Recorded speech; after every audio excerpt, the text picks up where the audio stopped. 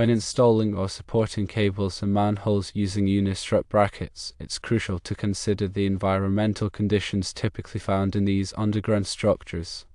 Manholes are often exposed to moisture and potentially corrosive elements.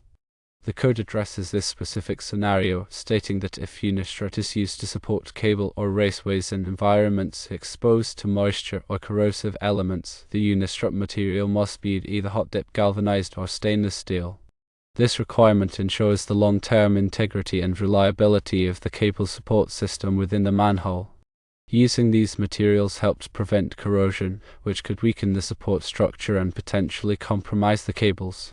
The selection of hot-dip galvanized or stainless steel Unistrut depends on the severity of the corrosive environment. Stainless steel offers superior corrosion resistance in particularly harsh conditions, while hot-dip galvanization provides a cost-effective solution for less extreme environments.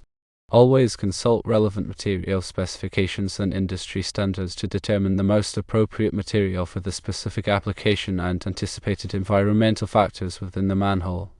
Proper material selection ensures code compliance and contributes to the safety and longevity of the electrical installation.